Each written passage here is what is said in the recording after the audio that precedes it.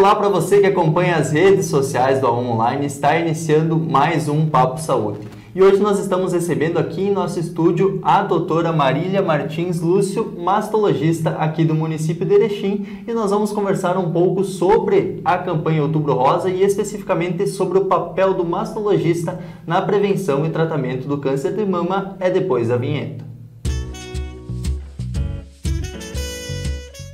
Cartão Saúde Santa Mônica, um novo jeito de cuidar de você. Agora você terá acesso ao que há de melhor em tecnologia e atendimento em saúde. Tudo com preços acessíveis, descontos de até 50% em consultas, valores diferenciados em internação hospitalar, exames especializados e muito mais. Pense no seu bem-estar, solicite informações. Cartão Saúde Santa Mônica, benefícios para toda a família. Santa Mônica, mais que um hospital, um complexo de saúde. O Centro Hospitalar Santa Mônica conta com um moderno equipamento para tratamento de cálculos renais, litotripsia extracorpórea. As vantagens da litotripsia são inúmeras. Tratamentos sem cirurgia e com rápida recuperação. O procedimento é realizado por médicos urologistas, enfermeiras e técnicas, profissionais altamente treinados e qualificados. O Santa Mônica atende pelos convênios IP, Unimed, Coop Saúde, Tacmed e São Camilo.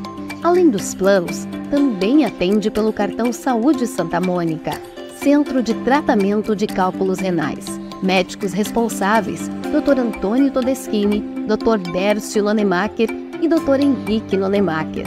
Santa Mônica, localizado na Rua Itália. O fone é 3522-0500.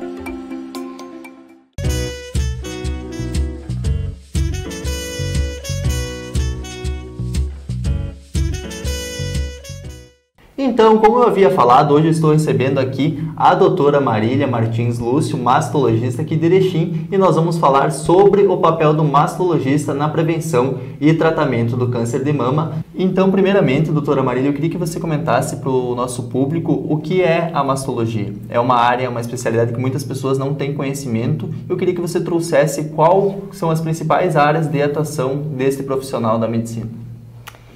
Então, a mastologia é uma residência médica, né, onde nós passamos 2 anos estudando apenas a mastologia e envolve doenças da mama, tanto as doenças benignas como as doenças malignas, do homem e da mulher. Isso mesmo, o homem também às vezes adoece da mama, né? A gente sabe que isso é possível.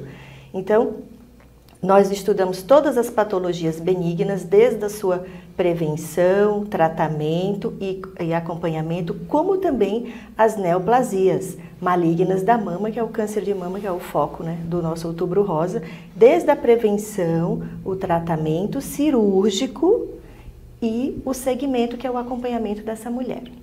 E nós sabemos que, então, no câncer de mama, tanto o mastologista quanto o oncologista trabalham em conjunto, né, para o tratamento e a recuperação dessa paciente. Eu queria que você comentasse especificamente sobre o papel do mastologista nesse processo. Quais seriam as principais diferenças entre o oncologista e o mastologista? Olha só. Como a mastologia é uma sub-área da ginecologia, então quem é mastologista geralmente já é ginecologista e obstetra, como é o meu caso. Então, geralmente essa paciente, ela é nossa. Ela é uma paciente que tu acompanha a vida toda. E de repente ela se depara com um diagnóstico de câncer de mama. Então, quando o mastologista é o ginecologista, então ele já acaba sendo meio que o vínculo principal da paciente, tu entende? Então, é a pessoa que faz indica a biópsia, né, que faz esse diagnóstico, é a pessoa que dá a notícia para a paciente e é a pessoa que direciona essa paciente para onde ela tem que ir. Porque a gente sabe que no tratamento do câncer de mama, muitas vezes a quimioterapia, ela vem primeiro que o tratamento cirúrgico. Então, muitas vezes a gente tem que encaminhar essa paciente para um oncologista, que seja um oncologista da nossa confiança, que a gente goste do trabalho, que seja uma pessoa bacana, que tenha empatia com a paciente, que a gente sabe que isso é muito importante. E a paciente, ela vai e vem, ela faz o tratamento oncológico necessário e ela volta para nós, né? Ela volta para nós para realizar o tratamento cirúrgico e depois de realizado o tratamento cirúrgico, ela fica com a gente no acompanhamento. geralmente. Então, eu acho que o mastologista tem meio que um papel de ser o centro de apoio da paciente, entendeu? Além de fazer a cirurgia da paciente, né? E depois fazer o acompanhamento dela. O tratamento do câncer de mama envolve uma equipe multidisciplinar, onde o mastologista, o oncologista, o radioterapeuta também tem um papel bem importante, porque em muitas cirurgias da mama, falando principalmente das cirurgias parciais da mama, envolve uma radioterapia na sequência. O psicólogo, né, porque o apoio psicológico realmente é muito importante nesse momento para que essa paciente não entre em depressão, para ela seguir lutando, né, porque a gente sabe que o câncer de mama tem um potencial de cura muito grande quando ele é diagnosticado precocemente. Então, a família, então tem toda uma rede de apoio. O mastologista está mais relacionado à cirurgia e ficar nesse centro de, digamos assim, o chefe da equipe, né, que vai direcionar, vai ali, agora tu vai ali, né, tu vai comandando isso e apoiando a paciente, acompanhando ela depois. E o oncologista vai indicar a quimioterapia, né, que são um tratamento medicamentoso na veia, venoso, que é indicado para cada tipo específico de neoplasia de mama. Então, quem teria geralmente esse contato mais próximo com a paciente seria o mastologista já, por muitas vezes, vindo dessa área de ginecologia. E a paciente já se sua há muito tempo, né? Então, a paciente tende a ter uma maior confiança no mastologista para ter todo esse suporte também emocional e psicológico durante o processo. Exatamente, é isso que a gente costuma ver. É isso que a gente costuma ver, principalmente porque a gente já tem esse contato com ela há bastante tempo. E justamente sobre esse ponto desses serviços de apoio à paciente diagnosticada ou à paciente que está com receio, né, fez o autoexame ou tem algum indicativo que ela possa ter o câncer de mama, qual a importância desse serviço de apoio para quando ela for diagnosticada e após o diagnóstico ela ter realmente esse suporte também psicológico, emocional durante o processo do tratamento? Qual a importância disso, né? E como os profissionais de toda a equipe podem fazer isso da melhor forma? Aquela mulher que, infelizmente, não tem condições, às vezes, de procurar uma clínica privada, como o sistema de saúde pode colaborar com isso e que opções elas têm disponível para ter realmente esse suporte, esse serviço de apoio durante o enfrentamento dessa doença? Sim, então é muito importante o serviço de apoio emocional, né? A gente vê claramente dois perfis de paciente que recebem o diagnóstico de câncer de mama. Aquela paciente que já tem uma fortaleza, digamos assim, emocional melhor, que recebe essa notícia, ela fica triste, mas ela começa a lutar. Não, agora eu vou combater e eu vou ficar bem. E toda a rede de apoio em volta. Essa paciente, às vezes, não precisa procurar um psicólogo, mas a maioria das pacientes se deprime, sabe? Ficam tristes. Então, elas vão fazer a quimioterapia, elas vão fazer o tratamento triste. Então, é muito importante que a gente consiga levantar esse humor da paciente, que a gente levante a autoestima dela, que a gente dê esperança para ela lutar. Então, na clínica privada, a gente encaminha para um colega psicólogo ou psicóloga que vai ajudar nesse trabalho, junto à paciente e à família também, porque também a família se entristece. Também há um impacto emocional na família, né? Na rede pública, trabalho também na rede pública aqui de Erechim, na prefeitura, a gente faz um atendimento no Centro de Referência da Mulher, atendendo todas as pacientes das UBSs com mamografias alteradas. E lá nós temos um profissional da área da psicologia, também no Centro de Referência da Mulher, que a gente pode encaminhar as pacientes e juntos, durante toda essa caminhada, durante a parte cirúrgica, a parte oncológica, né, no tratamento quimioterápico, ela tenha um apoio emocional e, se for necessário, depois também.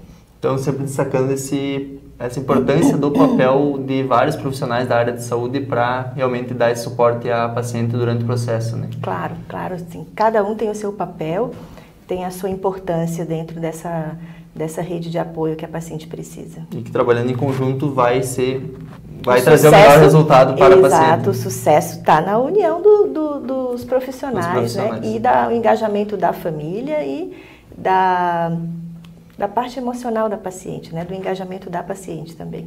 E algo que agora a campanha Outubro Rosa fala muito é sobre a importância do autoexame, né, das mulheres fazerem esse exame que pode ser feito em casa, logo mais a gente vai falar sobre isso também, mas eu queria que primeiramente você comentasse sobre, além do autoexame, a partir de que momento as mulheres devem começar a fazer as mamografias de rastreamento, a partir de que período da vida ou de quais sinais elas devem começar a fazer esse exame já com um profissional responsável.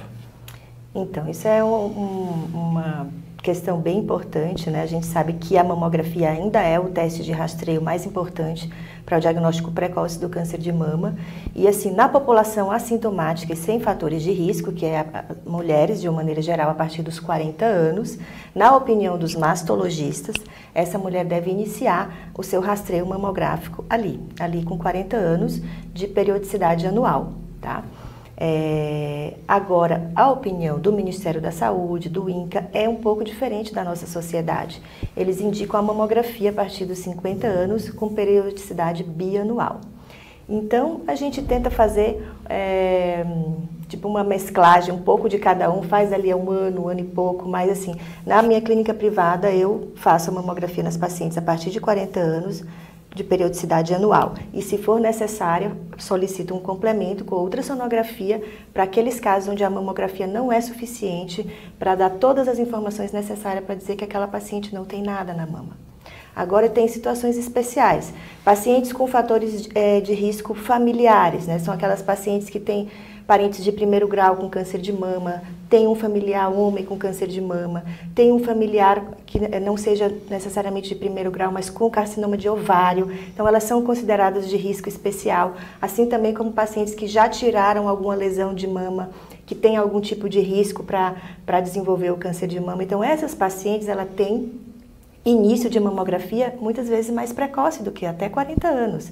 A gente sabe se, por exemplo, uma paciente tem uma mãe com diagnóstico de câncer de mama aos 40 e poucos anos, que a gente vê que isso se torna cada vez mais comum no nosso dia a dia, ela deve iniciar o rastreio com a mamografia 10 anos antes. Então, muitas vezes, 30 e poucos anos, nós temos pacientes também fazendo mamografia. São situações especiais, né? Caso a paciente sinta alguma coisa na mama, né? Você comentou do autoexame, que ela palpe um nódulo, ou que ela sinta que está saindo um líquido diferente pela mama, ela sinta uma alteração na coloração da pele, enfim. Daí, às vezes, é necessário nessa paciente, mesmo que ela não tenha os 40 anos, realizar uma mamografia, antecipar o exame, entendeu?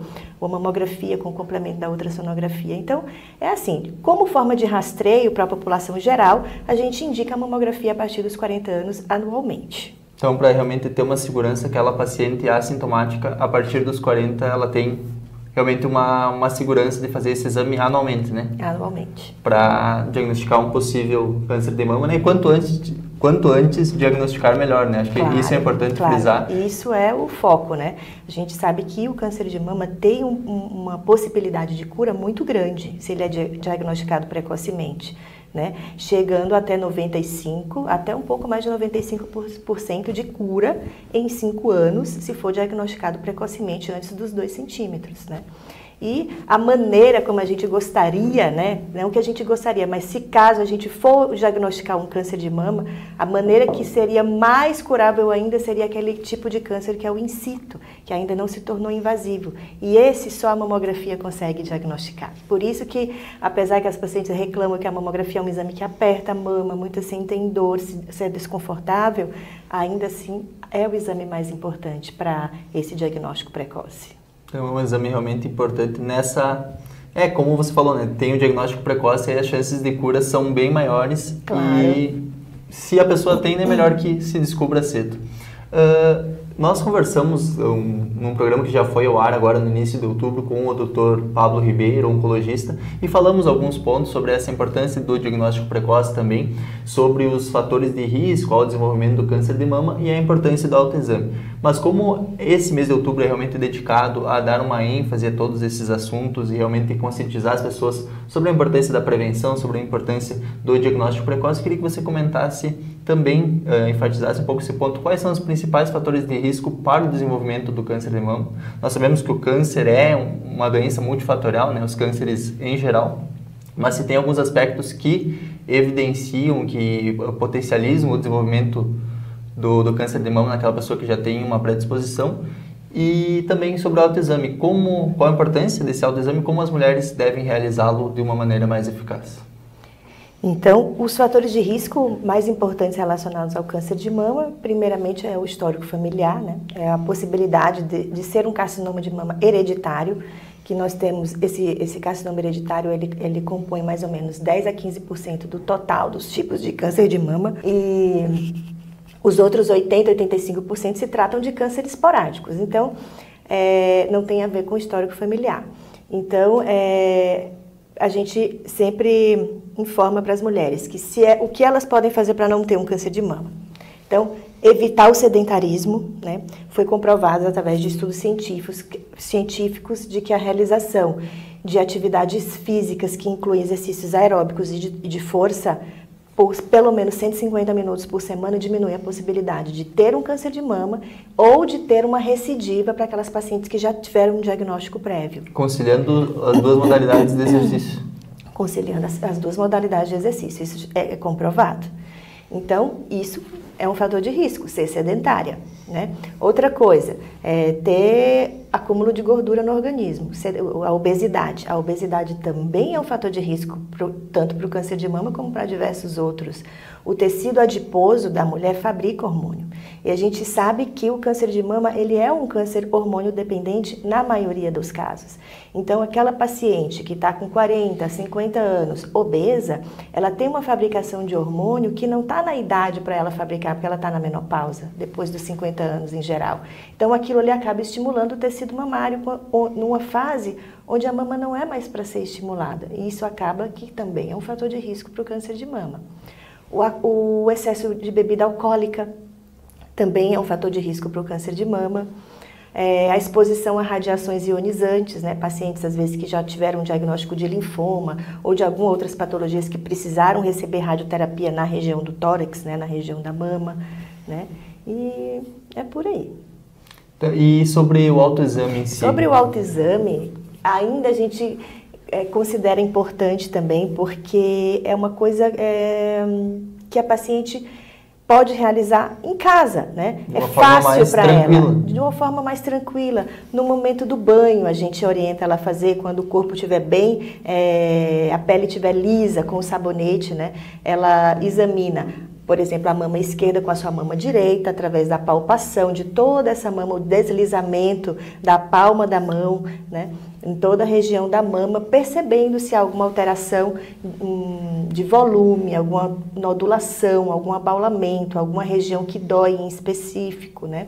Palpa nessa situação também a região da axila, percebe se tem algum nódulo, alguma dor, alguma coisa diferente. Então, a importância do autoexame é se conhecer, na verdade, né? Conhecer as suas mamas e a partir da percepção de algo diferente, procurar um mastologista para esclarecer sobre a benignidade ou se existe algum risco dessa alteração palpatória, né? De que maneira deve ser conduzido isso aí. E como aquela paciente que fez o autoexame ali, percebeu algumas alterações, mas está com receio de procurar um especialista justamente com medo de receber esse diagnóstico, acaba postergando isso, evitando ir até o médico por causa desse receio mesmo, né? Desse medo, será que eu estou com câncer de mama? Ela não quer, às vezes, ter aquela confirmação, né? Qual seria a orientação específica para essas pacientes e como elas podem proceder e enfrentar esse momento difícil, né? De procurar o especialista da maneira mais fácil? Então, as pacientes têm que parar com esse medo, porque à medida que elas deixam isso para mais tarde, o nódulo vai crescendo, o câncer ele não para de crescer, né? E cada vez vai ser diagnosticado maior, né? Num estadiamento mais severo. E isso faz com que dificulte o tratamento e diminua as chances de cura dessa paciente. Então, o que ela tem que pensar é isso, eu vou atrás desse problema logo, porque se for diagnosticado um câncer de mama precoce, a minha chance de cura é maior. Mas eu queria que principalmente deixar uma observação sobre esse fato que você falou, de que vai postergando. A gente vê muito essa situação nas mulheres idosas que moram sozinhas, né? Aquelas vovozinhas que não têm mais as filhas, nem os filhos morando em casa. Elas sentem alguma coisa na mama e elas vão deixar, eu não quero incomodar. Eu não quero incomodar meu filho, eu não quero esse trabalho, eu não quero incomodar. E aquilo vai indo. Então, a gente vê muito frequentemente aqui no interior senhoras de idade nessa situação, que quando vão buscar o atendimento já está numa situação muito grave. Às vezes é um tumor que já avançou tanto que acometeu a pele, né, que extravasou pela pele. Então, nós temos que cuidar das nossas avós, das nossas mães com idade, mesmo que elas sejam independentes, tenham condições de morar sozinha, a gente tem que ficar de olho, tem que olhar o corpo delas, porque elas têm tendência, por essa independência, de não querer incomodar, e às vezes elas estão com um nódulo na mama, uma alteração, e não querem incomodar, e acaba que isso pode ser um câncer, e às vezes a gente vai encontrar de uma forma mais, um estadiamento maior, né? Isso acontece muito nas mulheres de idade. Então, realmente buscar o profissional, porque se o problema estiver ali, melhor que se descubra logo, né, e se enfrente e tome as medidas a partir de então, porque acaba sendo uma ilusão, né? A pessoa vai deixando para depois, com esse receio de procurar o especialista, e aí o câncer vai agravando, né, e pode chegar num estágio que não tenha mais a cura, infelizmente, né? É isso aí. Então, a importância desse diagnóstico precoce mesmo. Sobre a atuação do oncologista e do mastologista, né? Você disse antes que cada um tem o seu papel específico no tratamento do câncer de mama, mas como esses dois profissionais podem trabalhar realmente em conjunto para otimizar o processo de recuperação da paciente? Então, cada um tem o seu papel, né? Mas como pode ser uma comunicação eficaz entre os profissionais para otimizar o processo? Isso é uma coisa bem importante, né? A relação entre o mastologista e o oncologista é muito importante para que o tratamento da paciente dê certo, funcione, tenha sucesso. Agora nós sabemos que as drogas, os quimioterápicos, eles estão cada vez mais potentes, né? Mas especializados no determinado tipo de câncer, específicos, que eu quero dizer. Então, assim, a gente tem que conversar com o oncologista, até porque muitas vezes a mulher com câncer de mama, ela deve iniciar o tratamento com o oncologista, né? Em determinados casos. E às vezes a gente tem que dar uma ligada, conversar, explicar o caso da paciente, dizer o tipo de biópsia, o tipo de imunistoquímica e conversar com o oncologista a respeito principalmente desse fato. Vamos começar com a cirurgia, vamos começar com a quimioterapia. Isso faz bastante diferença e impacta no prognóstico da paciente. Então, o trabalho tem que ser em conjunto realmente para que o sucesso seja maior. Então, o sucesso do tratamento depende dessa interação entre o mastologista e o oncologista. Nós temos visto que, muitas vezes, o tratamento oncológico iniciado primeiramente, né, antes do tratamento cirúrgico, que a gente chama neoadjuvante, ele é tão potente que acaba que reduz o tumor a nada. O tumor some. Só então, com o trabalho medicamentoso. Exatamente. Então, por conta dessa situação, a gente tem que indicar para aquela paciente, né, colocar um marcador na região da mama, porque muitas vezes a gente não acha mais esse nódulo nem por exame clínico, nem por mamografia, nem por nenhum método de imagem. Então, é muito importante. Então, essas pacientes que têm essa resposta à quimioterapia mais importante, a gente deve iniciar o tratamento com a quimioterapia. E para isso a interação entre os dois é muito importante também no decorrer da quimioterapia para avaliar a resposta ao tratamento. A gente sempre tem que ter também essa interação, a paciente volta com a gente, são realizados exames de imagem, a paciente volta para terminar o seu tratamento oncológico. Então, realmente, a gente tem que ter uma intimidade muito grande com o colega oncologista. E você comentou no início da entrevista que homens também podem desenvolver algumas doenças na região da mama, né? Especificamente sobre o câncer de mama, ele também pode acontecer no público masculino? Pode. O câncer de mama também pode acontecer no público masculino. Em cerca de 1% dos cânceres de mama, eles podem acontecer no homem, né? Pouco, né? É uma incidência baixa, mas pode acontecer. Aqui em Erechim, nesses 9 anos que nós estamos trabalhando com mastologia aqui, eu tive um homem com câncer de mama, onde eu tive que fazer uma mastectomia nele. Então, é importante também os homens se tocarem, né? Ao perceberem alguma diferença de tamanho da mama, alguma nodulação, também devem procurar o mastologista. Então, é bem mais raro, mas não é impossível. Mas é possível, pode acontecer. Pode acontecer também. E se tratando assim do processo preventivo mesmo, agora a gente está no Outubro Rosa, né, que também trabalha toda essa questão de prevenção. Como é a situação dos profissionais, que ações vocês estão desenvolvendo na clínica, ou seja, no sistema público, para realmente as pessoas receber as informações relativas à doença, tanto à prevenção e ao diagnóstico precoce? Não só, lembrando, né, a gente está no Outubro Rosa que é dedicado a isso, mas essa conscientização tem que durar o ano inteiro, né, doutora? Exatamente. Então, o que é feito é a realização periódica das mamografias, a paciente...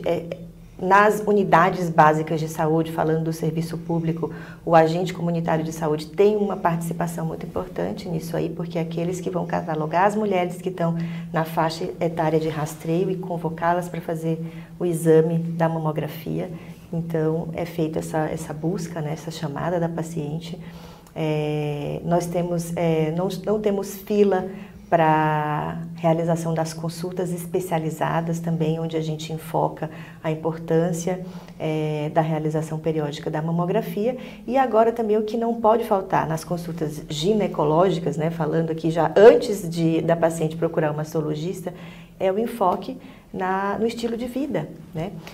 O enfoque a gente sempre tem que perguntar à paciente se ela está realizando atividade física, calcular o IMC da paciente, que é o índice de massa corpórea, para saber se ele está adequado, se ele está ultrapassando a faixa da normalidade. A relação peso e altura, né? A relação peso e altura. Então, isso são medidas preventivas também, né? Então, a gente tem que ter essa preocupação com o estilo de vida da paciente mulher, principalmente após os 40 anos, onde vai se aproximando aquela faixa do climatério, onde a gente tem as possibilidades maiores do desenvolvimento tanto de doenças cardiovasculares como de neoplasias mamárias, e entre outras mais. Então, são medidas de prevenção também. Então, a gente está sempre preocupado com isso. No sistema público, a gente tem ali também no nosso Centro de Referência de Saúde da Mulher uma nutricionista, onde a gente tem possibilidade de encaminhar a paciente, tanto que tem o diagnóstico de câncer de mama, como as que não tem, mas que a gente percebe que tem necessidade. Então, tudo isso já são medidas preventivas, né?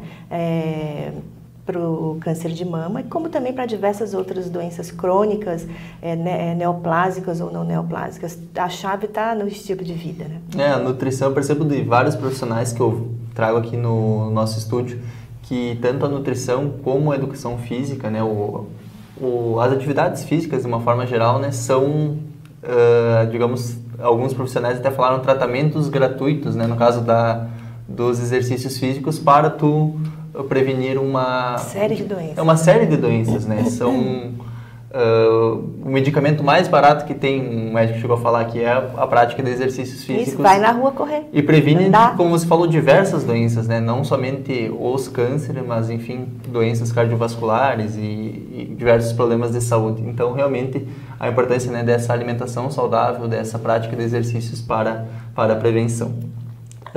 Para nós finalizarmos, então, doutora, eu queria que você falasse os principais avanços que o tratamento do câncer de mama teve aí nos últimos anos, né? Nós sabemos que a medicina está sempre avançando, sempre novas tecnologias vão surgindo e otimizando o trabalho nas diversas especialidades, né? Queria que você falasse especificamente sobre o câncer de mama, quais foram os avanços que impactaram esse tratamento nos últimos anos e também os desafios que ainda existem para otimizar ainda mais esse processo e aumentar ainda mais essa chance de cura das pacientes.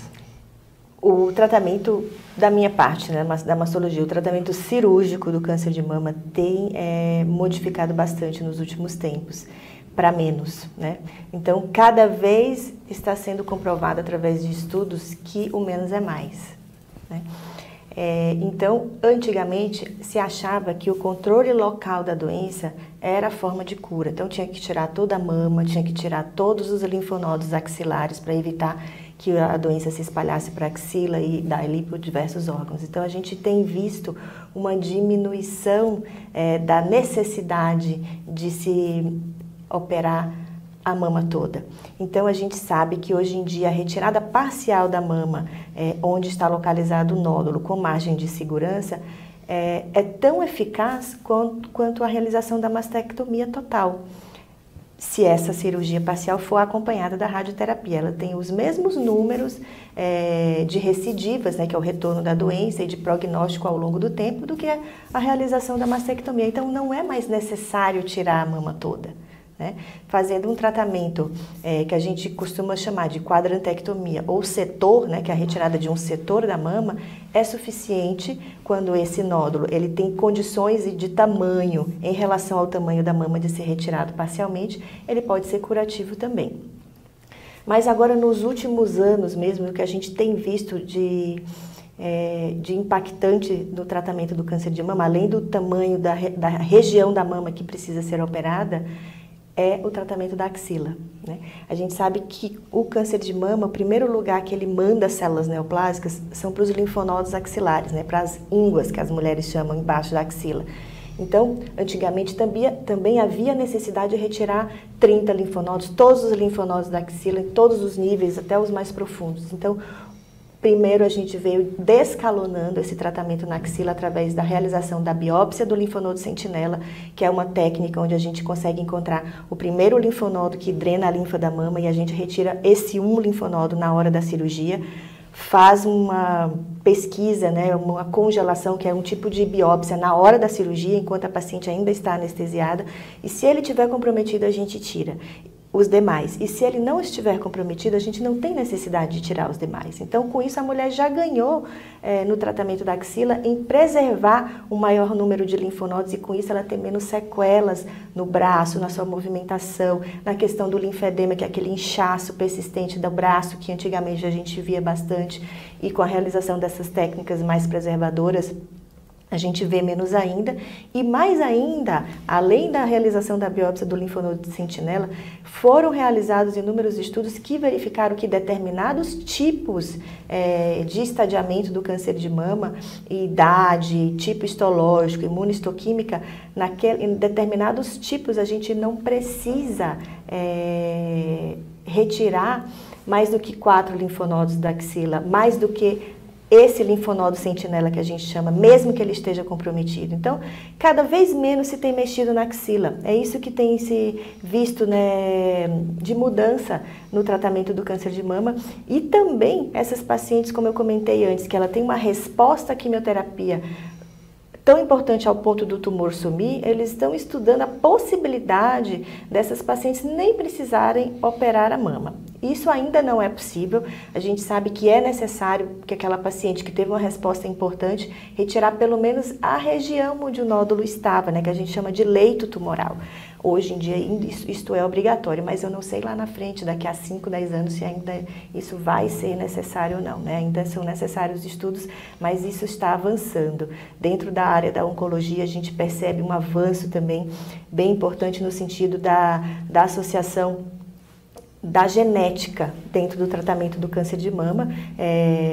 Já existem possibilidades da paciente, ao diagnosticar um câncer de mama, realizar uma biópsia sanguínea, que a gente chama biópsia líquida, que determina aquelas células neoplásicas no sangue e verifica que vias ela está tendo para desenvolver o câncer de mama naquela paciente e utilizar drogas que vão cortar essas vias, entendeu? Drogas quimioterápicas que vão cortar essas vias de disseminação e com isso fazer com que o tratamento seja mais individualizado ainda. Então, tem muita coisa para acontecer ainda.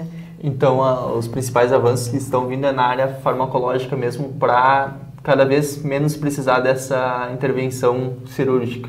Seria resumidamente isso? Resumidamente isso, e também para personalizar o tratamento, porque quanto mais se direciona a droga para o tumor, menos efeitos colaterais a paciente tem. Quem sabe um dia ela não vai precisar perder o cabelo, né?